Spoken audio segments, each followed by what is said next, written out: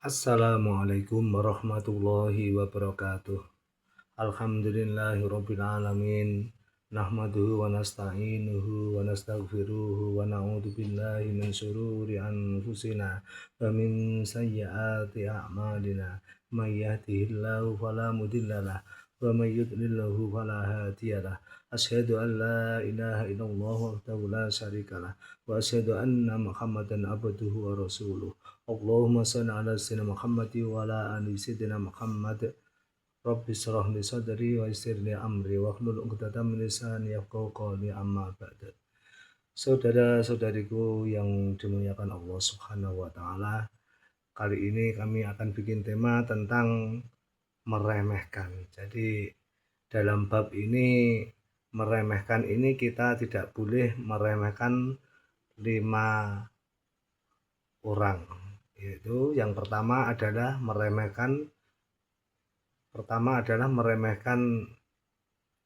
seorang alim ulama. Jadi para alim ulama kiai niku mboten angsal diremehne keranten napa kiai ulama niku adalah pewaris para nabi. Gantose para nabi. Soalnya napa nabi niku Nabi Muhammad niku sampun nabi ingkang terakhir. Tiyang nek ngremehne seorang alim ulama para kiai niku dados rusak, terutama rusak ibadah. Keranten tiyang nek sampun ngremehne kiai ulama itu pasti akan menjadi ibadahnya jelek karena benci dengan orang yang memberi ilmu.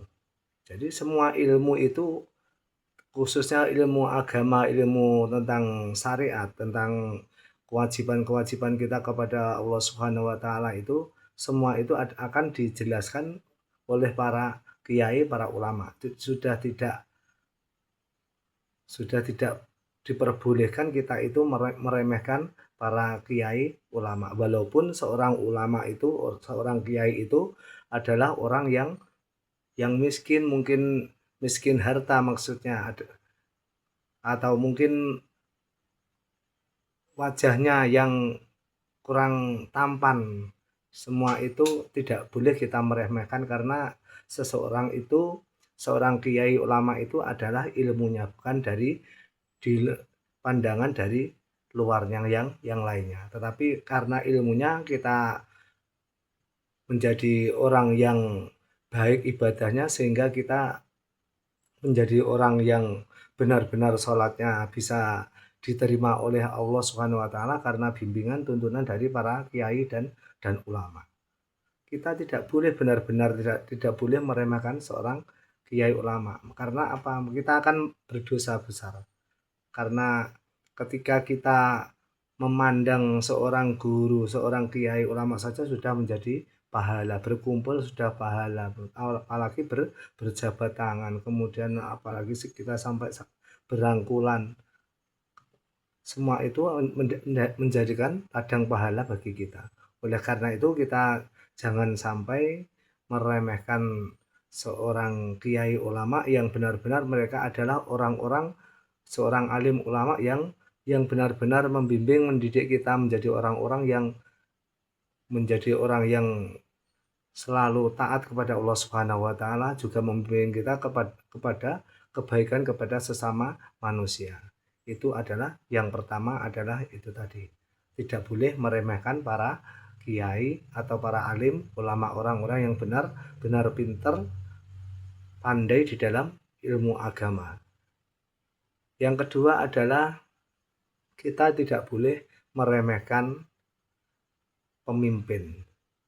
Jadi setiap masyarakat itu pasti ada pemimpinnya, mulai dari RT ada pemimpinnya, RW ada pemimpinnya, kemudian kepala desa sampai camat, bupati, gubernur, kemudian presiden, semua itu ada pemimpin-pemimpin kita. Dan kita tidak boleh meremehkan mereka, kita harus patuh kepada para pemimpin kita, yang mana seorang pemimpin itu dijadikan pemimpin di depan untuk diikuti, untuk kita melaksanakan perintahnya, kewajiban-kewajiban kita, apa yang dijadikan pemimpin kita itu membuat suatu aturan, kita harus melaksanakan.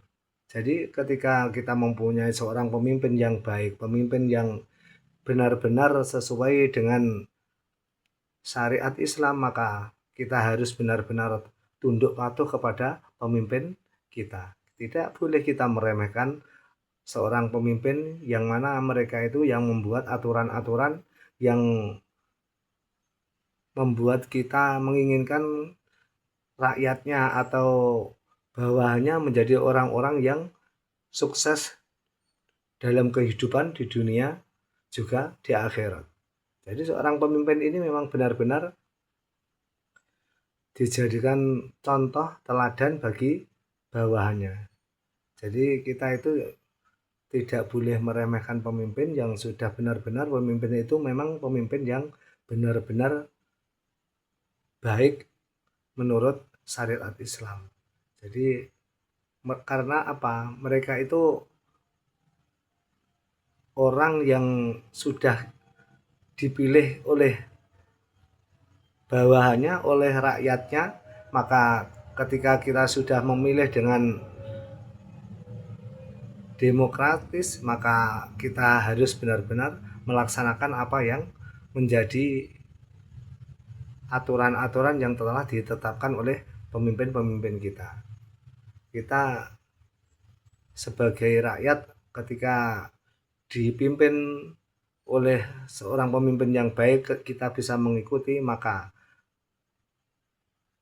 keadaan masyarakatnya akan semakin makmur, semakin baik. Tapi ketika seorang bawahan rakyat ketika dipimpin meremehkan pemimpin sehingga tidak mau mentaati semua aturan-aturan yang telah ditetapkan oleh para pemimpin, maka kehancuran akan menimpa suatu kaum itu atau satu rakyat atau masyarakat. Oleh karena itu pemimpin ini tentunya sudah menjadi pilihan kita, tentunya mereka sudah mempunyai sifat-sifat kepemimpinan yang baik. Karena dia dipilih karena dia mempunyai kebaikan-kebaikan yang bisa mensejahterakan, memakmurkan kita sebagai rakyat, sebagai bawahannya. Oleh karena itu kewajiban kita kepada pemimpin harus benar-benar taat, patuh kepada pemimpin. Yang jelas itu adalah memimpin suatu kebaikan-kebaikan. Ketika dipimpin atau memerintahkan suatu kemungkaran, maka kita tidak wajib untuk melaksanakan. Yang ketiga, kita tidak boleh meremehkan tetangga. Jadi tetangga itu kita benar-benar harus bisa menjaga, jangan sampai kita menyakiti hati tetangga karena ketika kita dalam keadaan susah, ketika kita dalam keadaan kesempitan atau dalam keadaan membutuhkan pertolongan, maka tetangga itu adalah yang pertama kali akan membantu atau menolong kita. Makanya kita tidak boleh meremehkan tetangga karena tetangga itu memang dekat. Kemudian ketika kita membutuhkan sesuatu yang jelas, kita pasti akan lari kepada tetangga. Tidak akan mungkin kita akan lari kepada orang, ya mungkin saja saudara kita yang jauh, tetapi tidak mungkin itu kita mintai pertolongan hanya karena mungkin masalah sepele. Misalnya ketika kita membutuhkan garam, pasti kita akan meminta tetangga. Ketika toko-toko sudah tutup atau ada masalah apapun, maka kita akan membutuhkan tetangga kita untuk kita mintai pertolongan. Jadi dengan tetangga harus benar-benar bekerja sama, saling tolong menolong, saling memberi nasihat, saling membantu, ketika mempunyai sesuatu kita saling berbagi, maka semua itu akan menjadikan tetangga atau tetangga kita menjadi orang-orang yang baik kepada kita. Ketika tetangga kita baik kepada kita, maka rahmat dari Allah pun akan diberikan kepada kita sebagai hamba Allah. Oleh karena itu, sebagai manusia tentu kita saling membutuhkan kepada orang lain, dan yang terpenting adalah kepada tetangga ini. Jadi tetangga ini jangan sampai kita itu menyakiti dengan kata-kata atau perbuatan, karena suatu saat kita akan membutuhkan tetangga, maka kita akan menjadi kesulitan sendiri karena kita meremehkan tetangga kita. Walaupun tetangga kita seorang yang miskin, yang miskin, kita pun tidak boleh meremehkan. Karena apa? Ketika seorang miskin kita meremehkan, kemudian seorang miskin sakit hati, padahal doa orang miskin itu adalah mustajabah. Oleh karena itu kita harus sangat berhati-hati dengan tetangga, khususnya yang jelas kita itu tidak boleh meremehkan tetangga, walaupun itu dalam keadaan tetangga yang miskin atau kaya atau apapun, kita tidak boleh meremehkan, karena itu tadi pertolongan yang pertama-tama itu tentunya akan dengan tetangga. Jadi dengan tetangga, dengan kata-kata yang baik, yang mulia, sehingga menjadikan dalam tetangga itu rukun, kemudian juga menjadi tetangga yang senantiasa menjaga kebaikan-kebaikan di dalam pergaulan, sehingga menjadikan tetangga menjadi tetangga yang selalu mendapatkan rahmat dari Allah Subhanahu wa taala. Yang keempat adalah kita tidak boleh meremehkan sanak saudara atau saudara-saudara kita, baik adik, kakak, bibi, atau bude, atau kakek, nenek, atau bahyut, semua itu tidak boleh kita meremehkan mereka, karena mereka itu adalah saudara dekat. Ketika kita bersedekah, maka kita harus mengutamakan saudara-saudara kita yang tidak mampu, khususnya yang tidak mampu. Oleh karena itu, dengan saudara tentunya ketika kita bersaudara dengan kebaikan, dengan baik-baik, maka persaudaraan itu akan menjadikan turunnya rahmat dari Allah Subhanahu wa taala, menjadikan rezeki kita semakin luas, menjadikan kita banyak saudara karena kebaikan kita.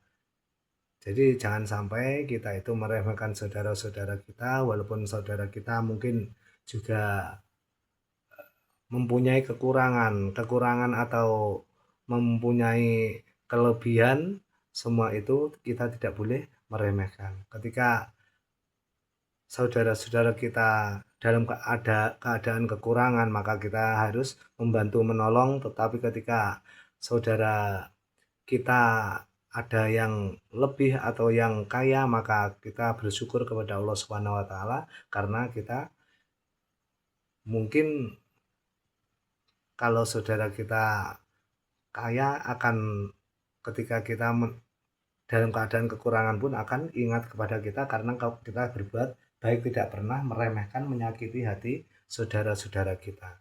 Jadi saudara-saudara kita ini harus benar-benar kita jaga, kita jadikan saudara-saudara kita ini menjadi saudara di dunia, juga saudara di akhirat nanti.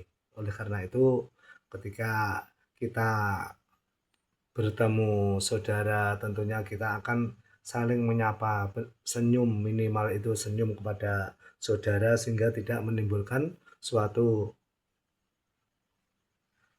kejelekan.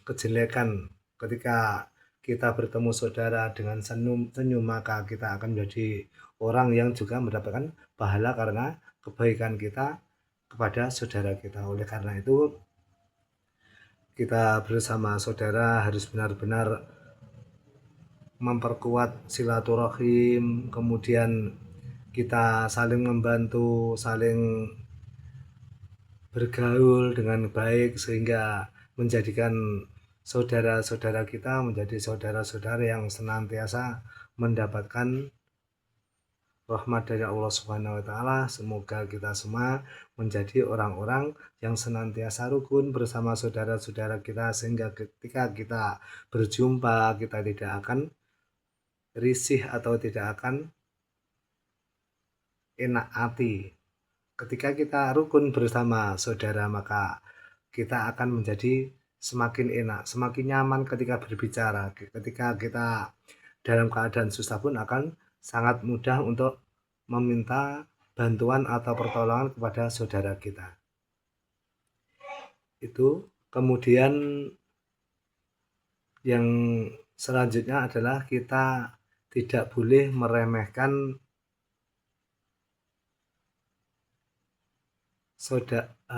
seorang perempuan atau istri atau seorang wanita. Jadi ketika kita mempunyai istri harus benar-benar bisa menjaga dengan baik, minimal kita berbuat baik dengan perkataan, perbuatan. Insya Allah dengan demikian ketika seseorang bisa saling menghormati, saling mencintai, kasih sayang, insya Allah keluarganya akan menjadi keluarga yang sakinah, mawaddah, warahmah, barokah. Karena seorang wanita itu ketika diperlakukan dengan kasar maka akan cepat patah, karena seorang wanita istri itu terbuat dari rusuk laki-laki. Jadi ketika tulang itu dikerasi maka akan menjadi patah. Jadi maksudnya itu kita itu harus benar-benar lembut, kita benar-benar kasih sayang, perhatian sehingga menjadikan seorang wanita, seorang istri itu menjadi seorang yang senantiasa menghormati juga menghargai seorang suami. Oleh karena itu dalam hal ini sebagai seorang wanita tentunya juga harus patuh taat pada suami, juga harus bisa menjaga harga diri ketika suami tidak ada atau ketika ada, maka semua itu akan menjadikan kita semakin baik dalam berkeluarga. Tentunya kita menginginkan keluarga itu keluarga yang selalu mendapatkan ketenangan sehingga dengan ketenangan itu menjadikan rezeki yang dari Allah akan diturunkan yang berlipat-lipat, karena dalam suatu keluarga itu ketika ada suatu permasalahan, ketika ada tangisan anak atau semua yang membuat kegaduhan itu akan menjadikan rezeki itu jauh dari keluarga. Oleh karena itu kita harus senantiasa berhati-hati dalam berkeluarga, karena termasuk ketika kita dalam berkeluarga itu dalam keadaan tenang, bahagia, maka rahmat Allah akan turun, kemudian rezeki akan tidak disangka-sangka itu dicurahkan kepada kita, diberikan kepada kita, sehingga kita itu tidak menyadari bahwasanya rezeki ini dari mana kok tiba-tiba rezeki itu semakin banyak. Oleh karena itu ketika membina suatu keluarga harus benar-benar hati-hati supaya keluarga menjadi keluarga yang langgeng, keluarga yang di dunia juga keluarga di akhirat. Kita bisa bertemu, berkumpul bersama keluarga bersama, semua itu menjadi harapan kita semua. Oleh karena itu kita harus senantiasa saling menghormati, menghargai, jangan saling kita meremehkan di antara keduanya. Seorang istri tidak boleh meremehkan suami, suami juga tidak boleh meremehkan istri. Semua itu akan menjadikan keluarga itu semakin bahagia. Oleh karena itu di dalam bab meremehkan ini tentunya kita ini walaupun yang saya sampaikan ini ada 5, tetapi tentunya semua itu kita tidak boleh meremehkan. Jadi ketika kita bertemu dengan orang yang tua, kita menghormati, menghargai.